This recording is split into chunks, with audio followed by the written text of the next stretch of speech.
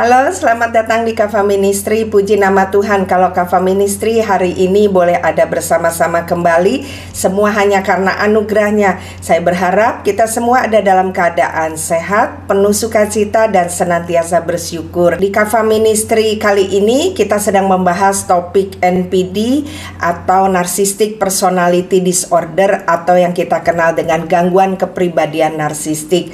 Dan untuk yang baru pertama kali bergabung, saya sarankan untuk mengikuti video-video sebelumnya, karena di setiap serinya ada keterkaitan sehingga akan lebih lengkap apabila diikuti secara berurutan. Dan di seri NPD yang kelima ini, Kava Ministry akan membahas satu topik, yaitu NPD di kitab Amsal. Seperti yang sudah kita bahas sebelumnya, ternyata NPD itu banyak juga ditulis di Alkitab. Salah satunya yang kita akan bahas hari ini yaitu di Amsal 30. Saya mengajak kita semua untuk membuka Alkitab kita. Kita mau melihat di situ ada perikop yang diberikan oleh LAI. Dikatakan di situ perkataan-perkataan Agur bin Yake. Nah, saya akan bacakan dari ayat pertama sampai ketiganya.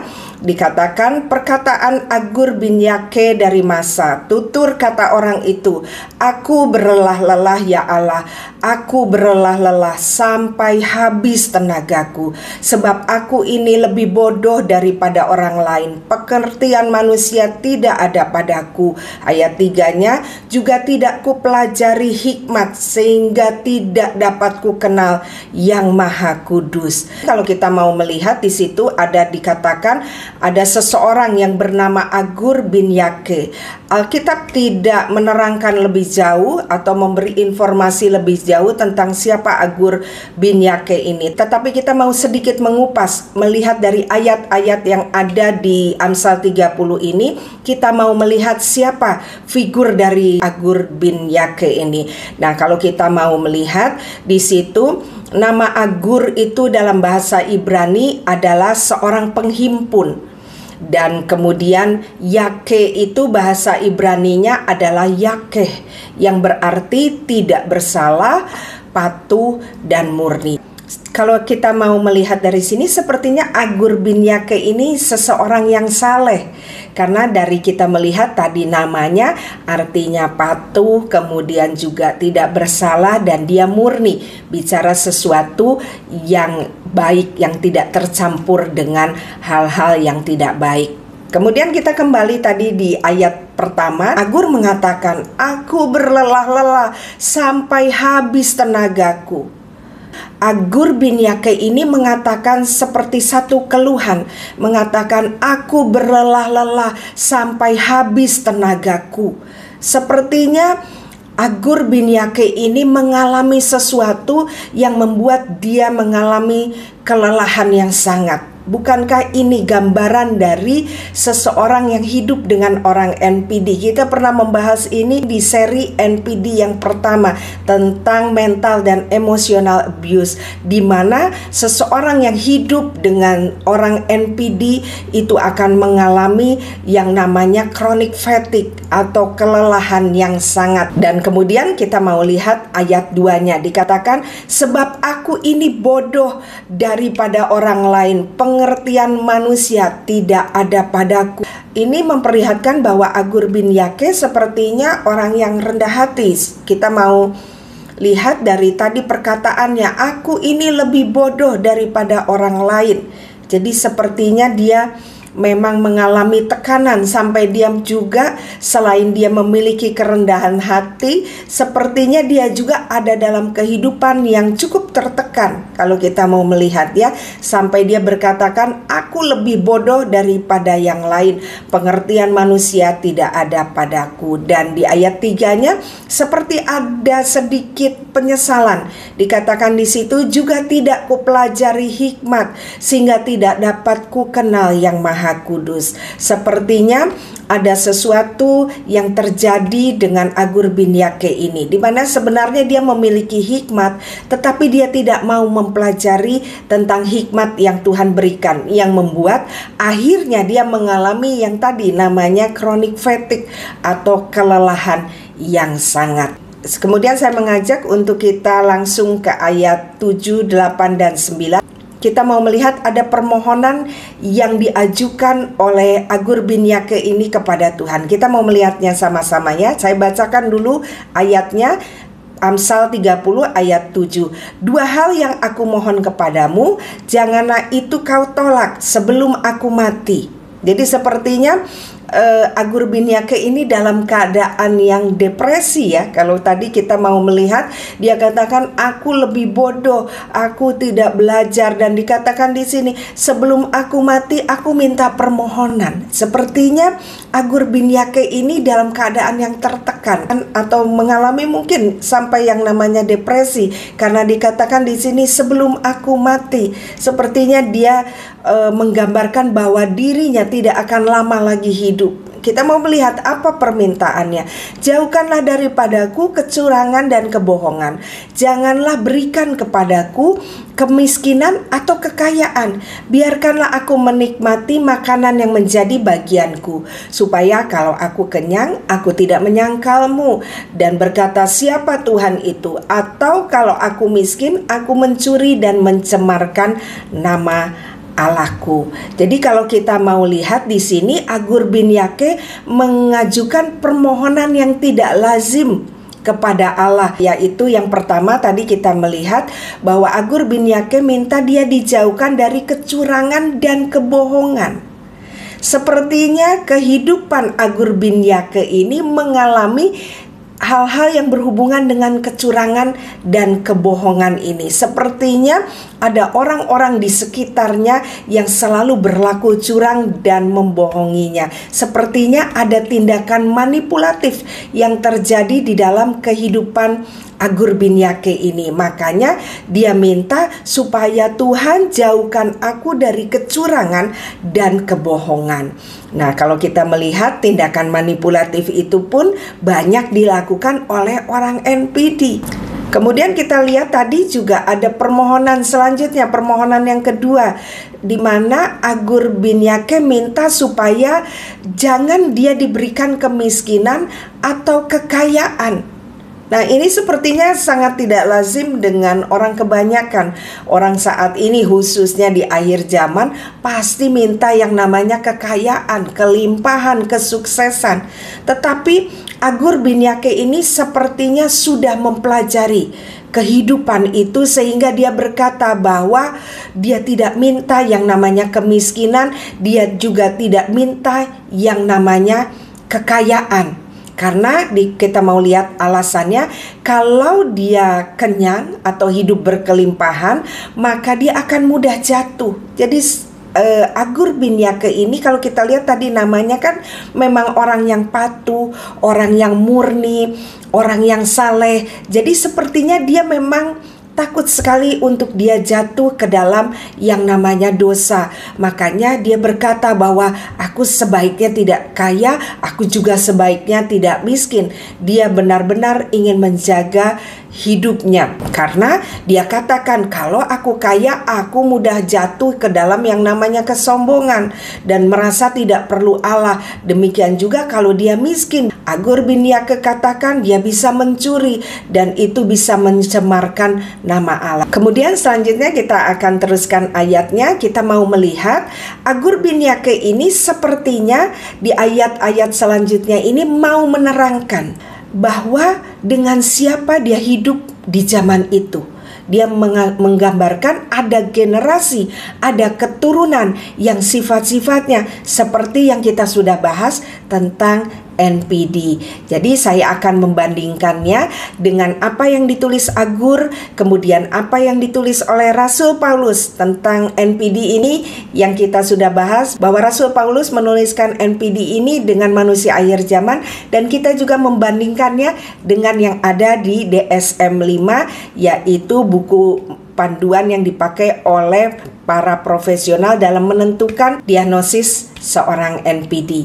Jadi kalau kita baca ayatnya dikatakan di sini Agur menyebutkan bahwa ada keturunan yang mengutuki ayahnya dan tidak memberkati ibunya. Nah, kalau kita mau masukkan ke kriteria Rasul Paulus, maka ini menggambarkan urutan yang keenam, yaitu tidak menghormati orang tua, dan urutan yang ketujuh, tidak tahu berterima kasih. Serta kalau kita mau masukkan ke DSM 5, maka ini kita juga bisa masukkan kepada yang namanya kurang empati. Jadi dia tidak punya kasih untuk mengasihi orang tuanya. Dan selanjutnya kita akan lihat di ayat 12 apa yang ditulis oleh Agur bin Yake ini. Ada keturunan yang menganggap dirinya tahir tetapi belum dibasuh oleh kotorannya sendiri. Ini menggambarkan orang yang selalu merasa benar, tidak pernah salah. Mereka sering mengkritik orang lain, padahal sebenarnya merekalah yang punya kekurangan itu. Nah, jadi Agur ini menyatakan bahwa ada generasi, ada keturunan yang tidak pernah mengoreksi dirinya dan selalu mencari kesalahan orang lain. Seperti ada firman Tuhan di Matius 7 ayat 3-5 dikatakan, "Mengapakah engkau melihat selumbar di mata saudaramu, sedangkan balok di matamu tidak engkau ketahui? Bagaimanakah engkau dapat berkata kepada saudaramu, biarlah aku mengeluarkan selumbar itu dari matamu, padahal ada balok di dalam matamu?" Jadi sepertinya yang digambarkan oleh Agur bin Yake ini adalah seseorang yang tidak pernah melihat kesalahannya. Bukankah ini gambaran dari seorang NPD? Jadi kalau kita mau masukkan ke kriteria Rasul Paulus, bisa kita masukkan di kriteria 10 dan 11 ya. Di situ tidak mau berdamai dan juga suka menjelekkan orang. Jadi kan tadi seperti dikatakan dia tidak pernah melihat kesalahan dirinya sendiri. Jadi kriteria Paulus ini bisa masuk ya. Dan kalau kita mau lihat di DSM 5 pun ini bisa masuk kepada kriteria yang namanya rasa berhak, karena dia merasa dirinya lah yang paling benar, jadi orang lain yang salah. Kemudian kita mau melihat selanjutnya ada di ayat 13 dikatakan di situ, ada keturunan yang berpandangan angkuh, yang terangkat kelopak matanya. Ini udah sejelas sekali, ini ciri dari seorang NPD. Kita bisa temukan ini di kriteria Rasul Paulus tentang manusia akhir zaman, ada di urutan ketiga dan keempat, yaitu membual dan menyombongkan diri. Dan kalau di DSM 5 juga kita bisa temukan di urutan yang kedua, yaitu perilaku dan sikap sombong. Yang selanjutnya kita akan melihat di ayat 14, Agur bin Yake ini mengatakan ada keturunan yang giginya adalah pedang dan gigi geliginya adalah pisau, untuk memakan habis dari bumi orang-orang yang tertindas, orang-orang yang miskin di antara manusia. Seperti kita sudah bahas di seri-seri sebelumnya, bahwa senjata dari seorang NPD itu adalah mulutnya. Kita sudah melihat juga kemarin beberapa ayat di Mazmur yang menggambarkan tentang senjata dari NPD ini yang berupa perkataannya. Dan kalau kita masukkan di kriteria Rasul Paulus, ini bisa ada di urutan 5, yaitu penfitnah. Kemudian urutan ke-11 yaitu suka menjelekan orang, dan ke-13 bisa masuk juga tentang garang, bisa termasuk di dalam kriteria ini. Dan kalau kita mau lihat di DSM 5, ini ada di urutan yang ke-9, yaitu manipulatif dan eksploitatif. Perkataan yang dipakai sebagai senjata ini ada dark powernya, ada kekuatan dari kuasa kegelapan yang membuat seseorang yang dilemparkan perkataan dari seorang NPD itu bisa mengalami yang namanya depresi, karena yang dilakukan adalah tindakan manipulatif dan eksploitatif. Mereka ini suka menindas terutama orang yang lemah, karena mereka ini arogan. Kita melihat apa yang dimaksud oleh Agur bin Yake ini semakin jelas, ini mendekati kriteria dari NPD, baik itu kita melihat dari DSM 5 maupun yang dituliskan oleh Rasul Paulus. Kemudian kita mau melihat lagi luar biasanya dari Agur Binyake ini. Dia menggambarkan seseorang yang tadi kita bahas sebagai orang NPD ini ada di ayat 15. Kita mau melihat apa yang ditulis Agur Binyake. Di situ dikatakan si lintah. Agur Binyake menggambarkan seorang NPD ini sebagai lintah. Apa itu lintah? Ya, lintah itu binatang yang suka ada di sawah, yang suka mengisap darah dari makhluk lainnya ya. Mungkin itu definisi dari saya, tapi kita mau melihat apa itu lintah. Kalau saya baca di Wikipedia, lintah itu adalah kelompok hewan dalam keluarga cacing beruas atau Annelida yang berbadan pipih serta memiliki alat penghisap darah di ujung kepala dan di ujung ekor. Dan biasanya spesies ini 3/4-nya hidup sebagai parasit, yaitu menghisap darah dari inangnya, sedangkan sisanya 1/4-nya merupakan pemangsa. Jadi apa yang digambarkan oleh Agur Binyake di sini bahwa seorang NPD itu seperti lintah yang hidupnya adalah sebagai parasit, yaitu menghisap darah inangnya. Dan kemudian yang kedua, NPD ini adalah pemangsa. Jadi kalau kita melihat lintah di sini mempunyai sifat parasit dan pemangsa, dan kedua-duanya ini menghancurkan orang lain. Makanya tadi kita lihat di awal Agur Binyake membuka ayat firman Tuhan dengan berkata, aku sudah berlelah-lelah. Artinya dia sudah sangat kelelahan menghadapi orang-orang yang dia sebut lintah ini, karena hidupnya apa? Mengambil darah dari orang lain, dalam arti menguras energi dari kehidupan seseorang, membuat seseorang jadi bisa masuk ke dalam yang namanya depresi. Lihat, luar biasa, Agur Binyake bisa memilih lintah ini menggambarkan dari seorang NPD. Kita baca ayat selanjutnya ya. Masih di ayat 15 dikatakan si lintah mempunyai 2 anak perempuan. Jadi mau digambarkan bahwa lintah ini punya 2 anak perempuan. Nah, saya bacakan dulu ya selanjutnya. Untukku dan untukku ada 3 hal yang tak akan kenyang, ada 4 hal yang tidak pernah berkata cukup. Jadi menggambarkan bahwa seorang NPD ini tidak pernah merasa cukup, tidak pernah merasa puas. Dia senang mengeksploitasi, senang menghancurkan seseorang sampai tanpa batas. Karena tadi sifat dia yang adalah parasit dan pemangsa. Dan kalau kita lihat, Agur Binyake menggambarkan si lintah ini punya 2 anak perempuan. Apa yang dimaksud? Kalau kita mau melihat secara sepintas, kita nggak bisa tahu mana lintah yang jantan dan mana lintah yang betina. Jadi apa yang mau digambarkan oleh Agur Binyake ini? Saya mengajak kita semua kembali melihat tentang level jiwa yang dipahami oleh orang Ibrani. Saya pernah membahas ini di seri NPD yang kedua. Kalau ada yang belum melihatnya, saya anjurkan untuk melihatnya supaya bisa mendapatkan pemahaman yang lebih luas. Dan sekarang kita akan melihat level jiwa dari seorang manusia menurut pola Ibrani, di mana terdiri dari 5 bagian, yaitu yang kita kenal dengan namanya nefes, kemudian ruah, ada neshama, ada kafa, dan ada yesida. Dan semua ini, kelima-lima ini ada di dalam jiwa kita. Ya, berarti berhubungan dengan organ yang namanya otak. Jadi waktu kita sebut yang namanya nefes, ruah, neshama, kafa, dan yesida, itu terjadinya ada di dalam diri kita. Dan kita sudah belajar yang pertama yaitu nefes. Di situ adalah tingkatan yang paling rendah, di mana disitulah naluri kebinatangan seorang manusia. Jadi biasanya berhubungan dengan hawa nafsu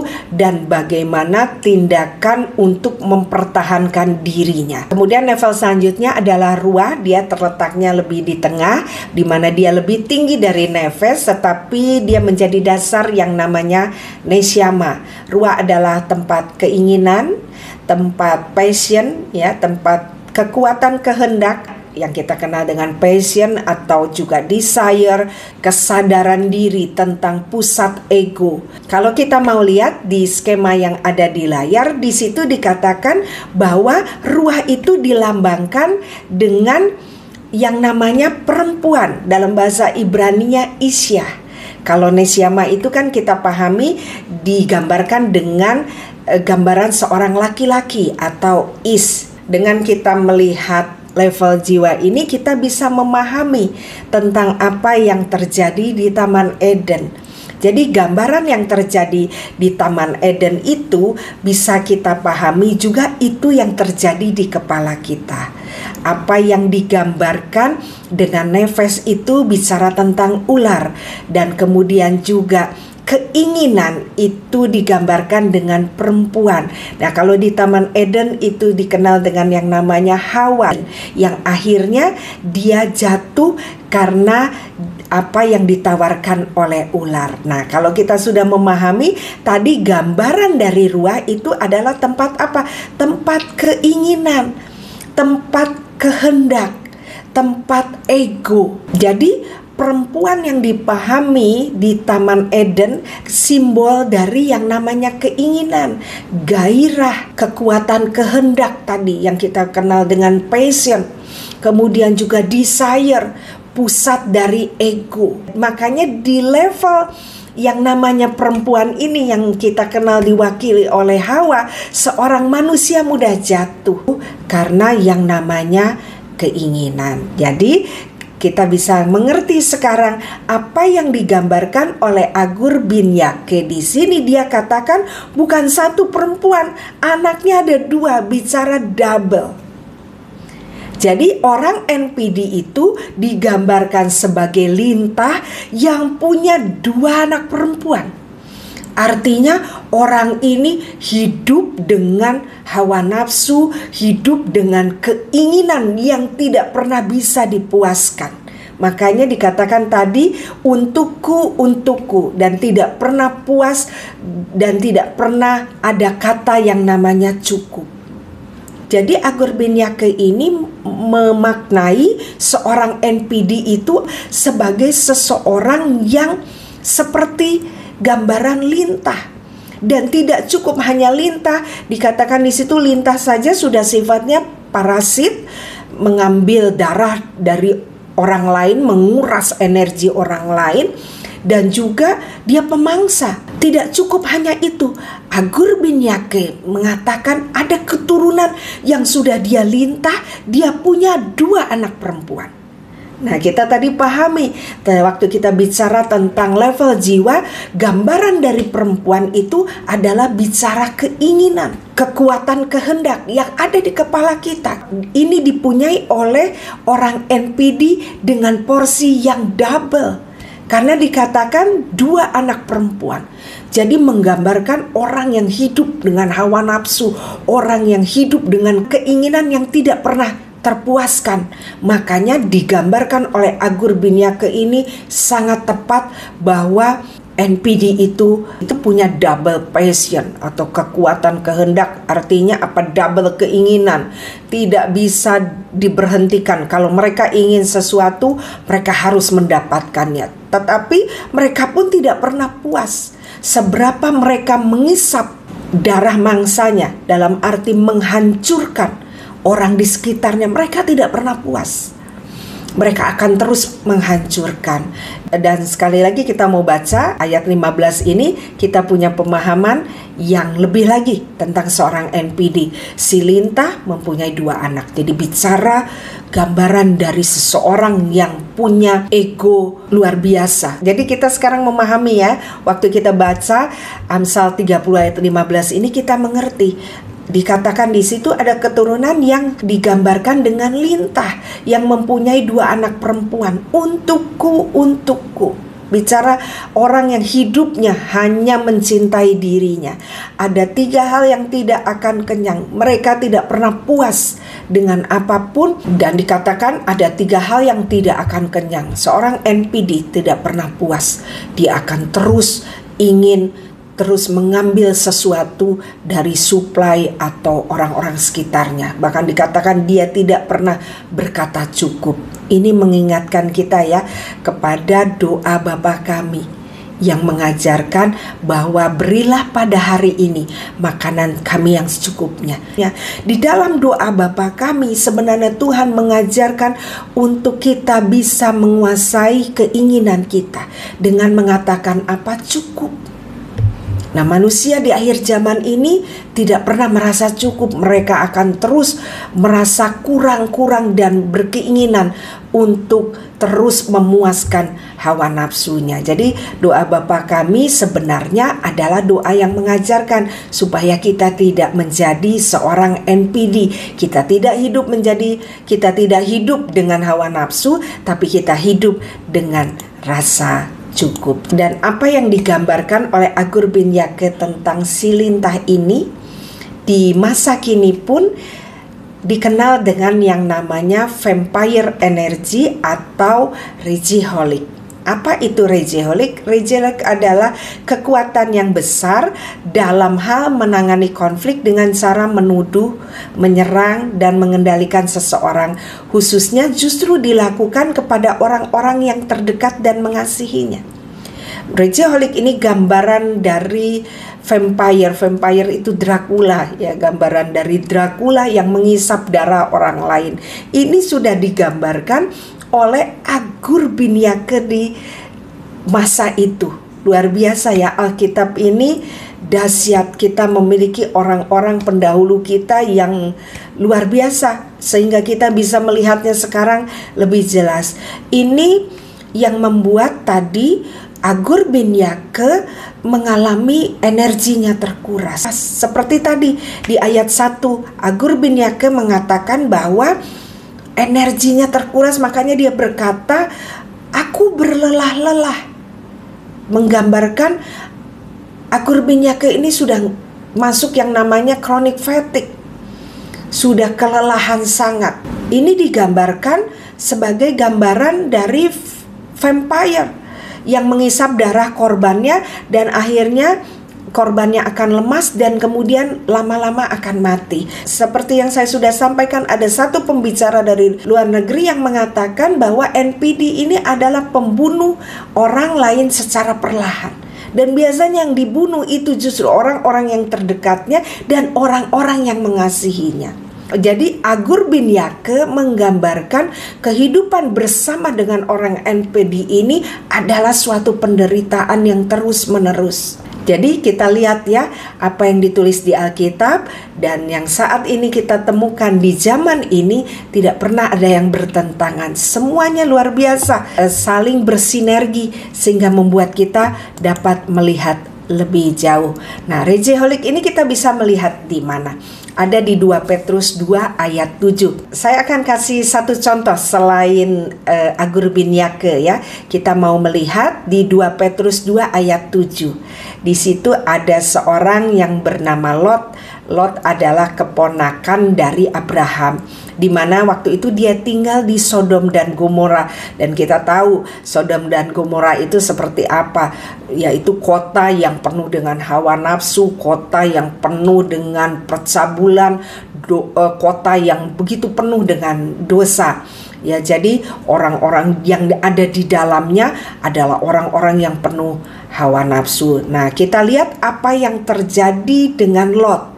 Ya, karena Lot itu ada dikelilingi oleh orang-orang seperti ini.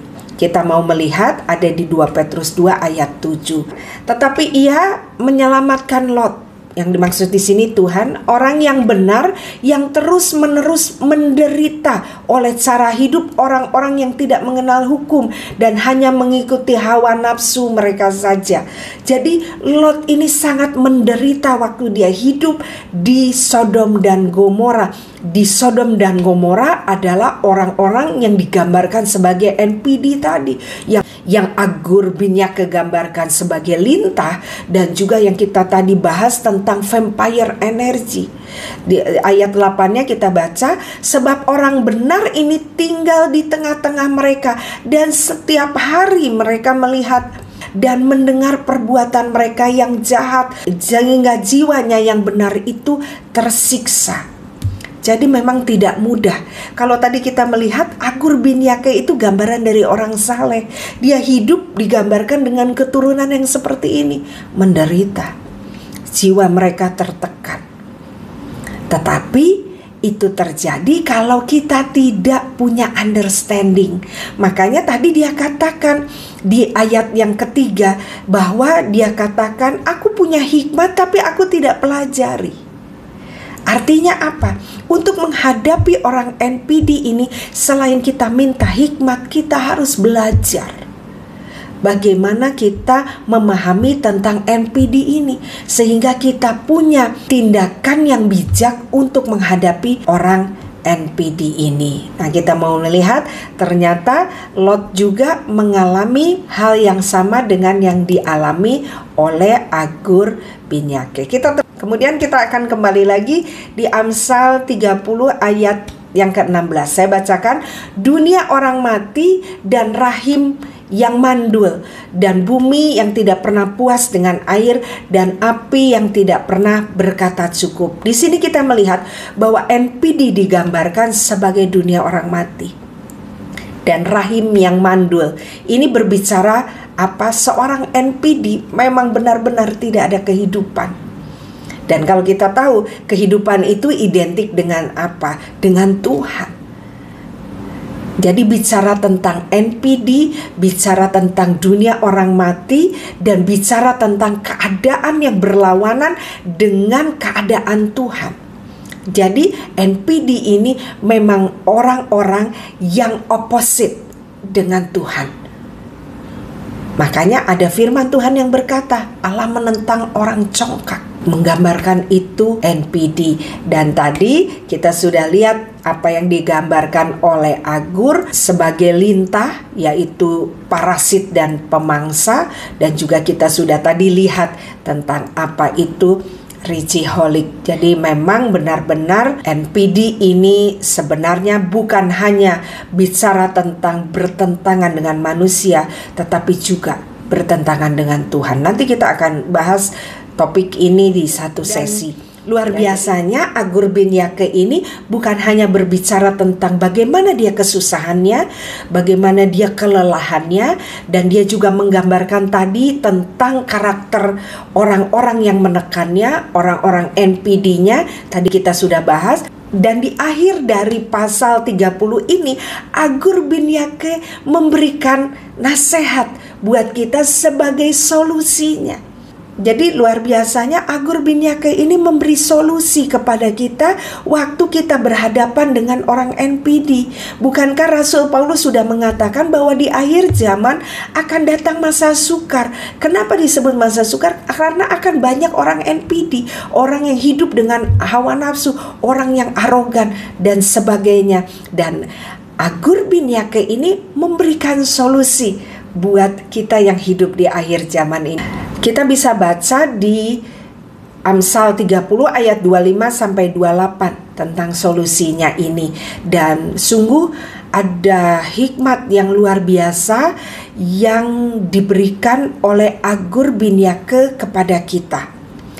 Menghadapi masalah NPD ini sesuatu masalah besar.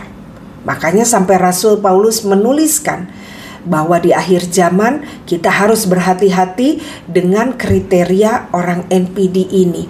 Saya akan berpikir bahwa solusinya juga akan sesuatu yang spektakuler.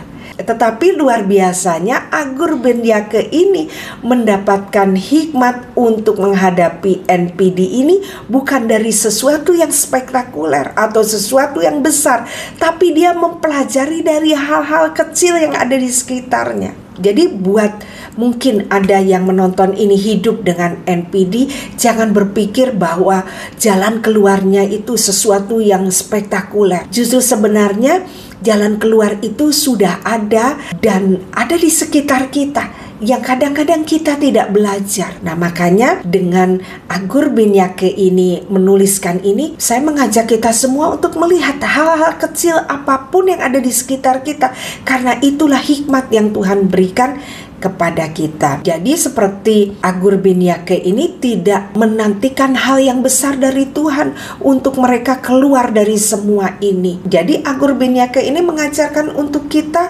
bukan melihat sesuatu yang terlalu besar, spektakuler, karena sebenarnya kadang-kadang Tuhan berbicara dengan hal-hal yang sangat sederhana. Dan kalau kita melihat ayat 25-28 ini, Agur bin Yake memakai 4 binatang yang lemah yang ada di sekitarnya. Ada semut, ada pelanduk atau nanti kita bahas dengan yang namanya dekonis, kemudian belalang dan cecak.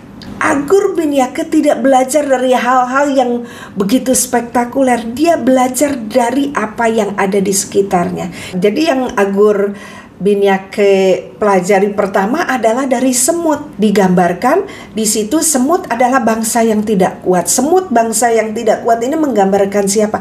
Orang benar yang hidup di tengah orang-orang NPD.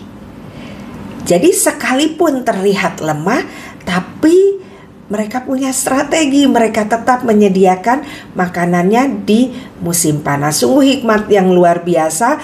Kadang kita berpikir untuk menghadapi NPD, kita harus punya solusi yang juga spektakuler.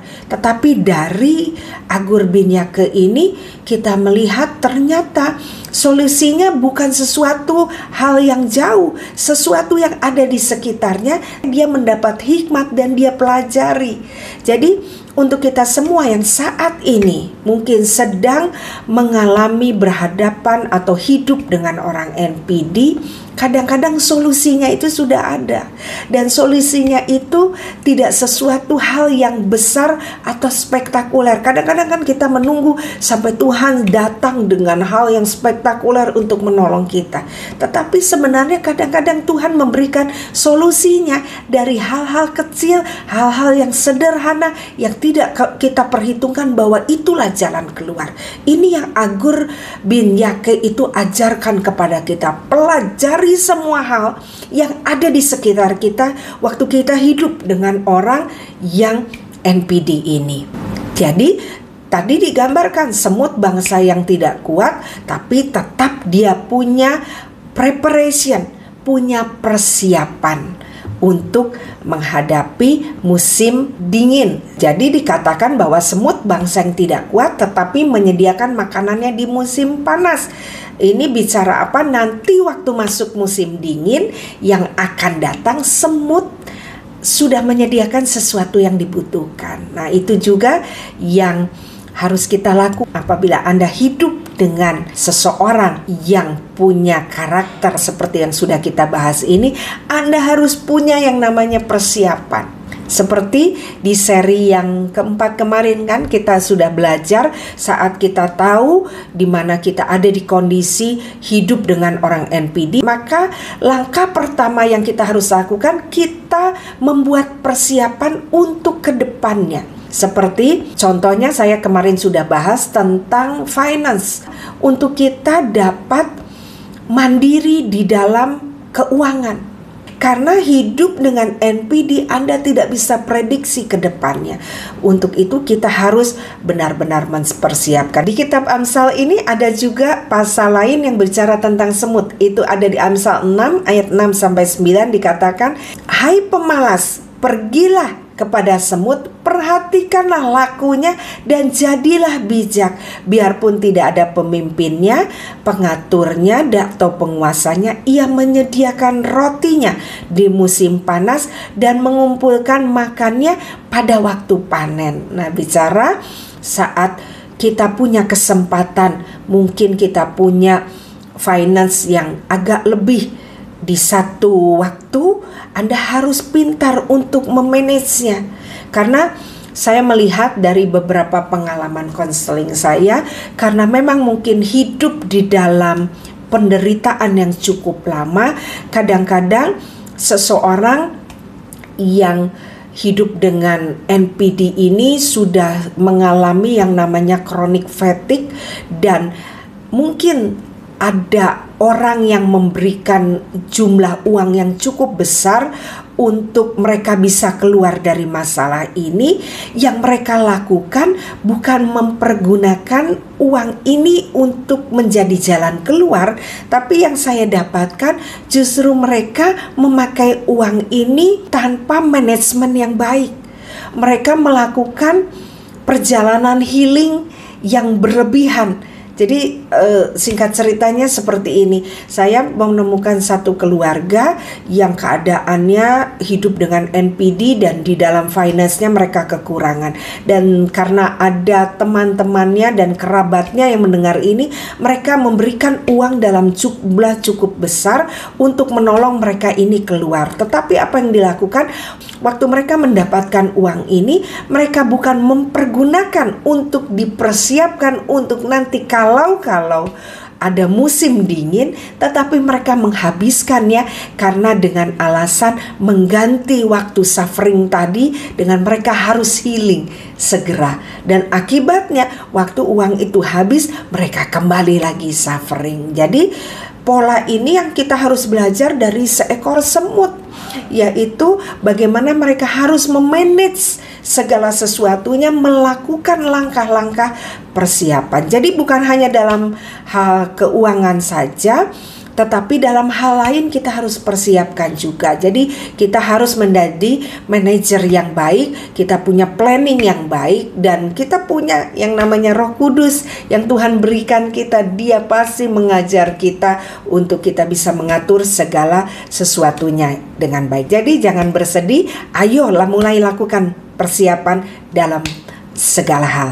Dan kemudian kita lanjutkan dengan binatang kedua yang dipakai oleh Agur Biniake untuk memberikan nasihat kepada kita. Dia mau kita belajar dari yang namanya pelanduk. Saya bacakan ayatnya. Pelanduk, bangsa yang lemah tetapi yang membuat rumahnya di bukit batu. Pelanduk di sini menggambarkan siapa? Orang benar yang hidup dengan orang MPD. Kondisinya memang secara fisik terlihat lemah, tetapi mereka tidak menyerah dengan segala sesuatunya. Mereka membuat rumahnya di bukit batu. Nah, saya lebih senang memakai yang tertulis di King James dengan menuliskan pelanduk itu adalah dekonis. Dekonis itu adalah hewan kecil yang mirip hewan pengerat, sebenarnya dikerabat dari kelinci, dan merupakan sasaran empuk dari predator. Ya, kalau dari bawah itu biasanya serigala, kemudian juga binatang-binatang seperti singa, harimau dan sebagainya. Ini merupakan makanan empuk, dan bisa juga musuhnya itu dari atas, yaitu burung-burung pemangsa seperti elang dan sebagainya. Jadi memang dekonis ini makanan yang lesat buat para predator. Dan ada yang unik dari dekonis ini, karena dia menyadari bahwa diri mereka ini mangsa yang empuk dan mereka ini lemah, maka mereka membuat rumahnya di bukit bebatuan, sehingga serigala, harimau dan singa tidak bisa menghampirinya. Mereka masuk ke dalam celah di bukit bebatuan. Dan bicara tentang gunung batu, kita bisa baca di Mazmur 18 ayat 3. Ya Tuhan, bukit batuku, kubu pertahananku dan penyelamatku, Allahku, gunung batuku, tempat aku berlindung, perisaiku, tanduk keselamatanku, kota bentengku. Dan kalau kita bicara tentang gunung batu, ini tidak lain adalah gambaran dari Tuhan Yesus yang adalah gunung batu kita, batu karang yang teguh. Dari dekonis ini memberi pelajaran yang berharga tentang keselamatan dan menemukan perlindungan yang aman. Dekonis tidak ingin tempat yang lain, dia hanya ingin batu karang, dia ingin aman dan terjamin. Jadi dari dekonis ini kita belajar bahwa kita harus berada di batu karang yang teguh atau gunung batu yang adalah Yesus. Jadi menghadapi orang NPD, Anda harus punya tempat yang aman. Di mana tempat yang aman itu? Bersama dengan Yesus yang adalah gunung batu. Anda harus menaruh iman Anda sepenuhnya untuk jadikan Dia penyelamat, jadikan Dia perisai, jadikan Yesus sebagai juru selamat. Dan kapan dekonis itu bisa jadi mangsa? Biasanya waktu dekonis ini menjauh dari sarangnya, menjauh dari gunung batu itu. Makanya saya selalu sarankan untuk orang yang hidup dengan NPD, jangan pernah keluar dari gunung batu kita, yaitu Yesus Kristus. Tetap pegang teguh, sekalipun mungkin yang kita hadapi menakutkan, tapi kita semua aman dalam lindungannya. Dan waktu kita jadikan Yesus itu sebagai tempat perlindungan kita, maka kita tidak akan mudah jatuh, kita tidak akan mudah kecewa, kita tidak akan mudah takut, kita akan lebih lagi mengenal Dia lewat apa yang kita alami. Maka kita tidak akan kecewa, kita tidak akan punya yang namanya mental korban. Dan kita juga bisa menjaga diri kita untuk tidak menjadi korban dari NPD. Jadi untuk itu makanya dari dekonis ini kita belajar tentang perlindungan itu. Buat tempat itu semakin tinggi, sehingga bukan hanya burung yang di atas yang bisa kita hindari, tetapi juga serigala, harimau, biarkan mereka tidak bisa mencapai tempat tinggi kita bersama dengan Tuhan. Karena waktu kita ada di atas, kita ada aman bersama dengan Dia. Bagaimana kita naik ke gunung Tuhan? Kita terus dengan tekun masuk hadirat-Nya dalam doa, pujian, penyembahan, dan firman Tuhan. Jadi strategi yang kedua dari dekonis ini mengajarkan kita bahwa kita harus ada di tempat yang tinggi, yaitu bersama dengan Yesus yang adalah batu karang, maka kita akan menjadi kuat. Jadi tadi sudah semut dan dekonis. Strategi ketiga di mana Agur mau kita belajar adalah belalang. Kalau kita lihat di Alkitab banyak menuliskan belalang ini sebagai sesuatu yang membawa malapetaka. Tapi lihat ya, pembaharuan pola pikir yang ada di Agur ini membuat dia bisa melihat belalang itu dari segi positifnya. Jadi kita di sini bisa melihat dari Agur bahwa waktu kita ada di dalam kehidupan yang mungkin terlihatnya seperti negatif, kita bisa melihat ada hal positif yang bisa kita pelajari. Agur melihat sesuatu yang lain. Dia melihat bagaimana belalang dapat berbaris teratur tanpa ada pemimpinnya. Mereka membuat kerja tim yang luar biasa. Apa yang dilakukan belalang melakukan tugasnya dengan tepat. Saya melihat bagaimana belalang itu terbang bersama-sama tanpa ada yang tabrakan. Mereka semua berjalan sesuai dengan keteraturan. Agur melihat sesuatu yang lain. Dia melihat bahwa belalang dapat berbaris teratur tanpa ada pemimpinnya. Mereka membuat kerja tim yang luar biasa. Apa yang dilakukan setiap belalang? Mereka melakukan tugasnya dengan tepat. Makanya kita gak pernah lihat kan belalang itu ada yang tabrak-tabrakan. Semua itu terbang dengan luar biasa. Dan bahkan itu menutupi satu daerah persawahan atau perkebunan. Jadi apa yang kita pelajari dari sini? Bahwa belajar dari belalang ini, kita belajar tentang self management, bicara tentang keteraturan. Dari belalang ini kita belajar apa? Tentang hidup tertib. Waktu kita dalam bertemu dengan NPD, kita kacau. Pasti kondisi kita dalam keadaan kacau. Tetapi kita belajar mulai dari belalang.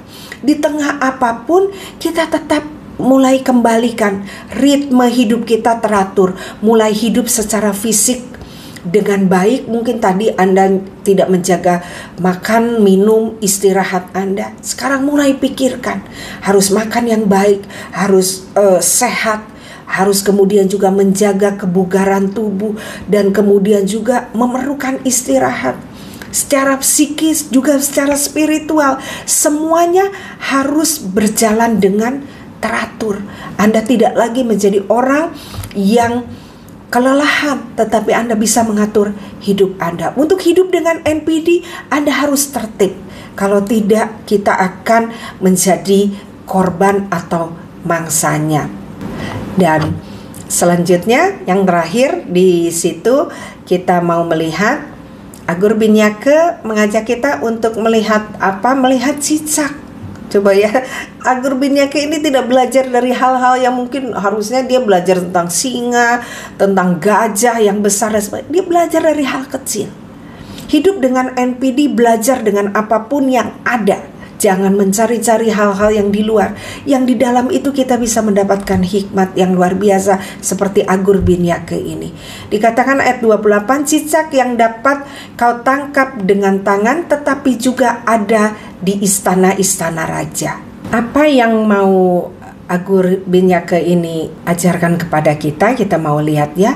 Cicak ini kan kalau kita lihat binatang yang sangat tidak berdaya ya, dan apa yang menjadi luar biasa dari dia kelihatannya hanya kecepatannya saja ya. Karakteristik cicak itu juga tidak terlalu menarik dan juga tidak terlalu diinginkan oleh banyak orang untuk dijadikan role model atau patokan, dan tampaknya biasanya hanya sebagai binatang yang tidak terlalu diperhitungkan. Dan inilah yang membuat kadang-kadang waktu kita hidup dengan seorang NPD, kita melihat diri kita seperti cicak yang tidak berdaya, yang tidak menarik. Tetapi ternyata di sini dikatakan bahwa cicak itu sekalipun tadi banyak kelemahannya, tetapi dia ada di istana raja. Cicak ada di istana raja bukan karena diundang, tetapi karena apa?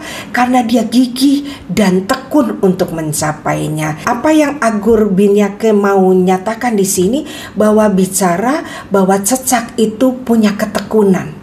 Kemenangannya itu berasal dari ketekunannya. Ini yang membuat dia mengimbangi ketidakberdayaan yang dia miliki. Meski mudah ditangkap, tapi hewan ini punya kemampuan kecepatan dan memanjat dengan luar biasa yang membuat dia bisa mencapai istana raja.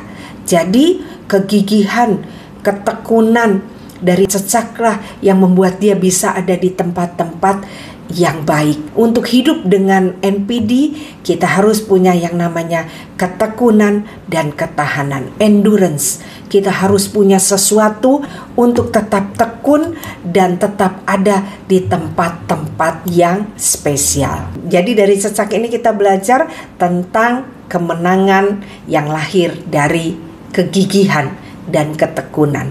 Jadi orang-orang yang hidup dengan NPD harus punya yang namanya endurance atau ketekunan dan kegigihan. Jangan mudah putus asa.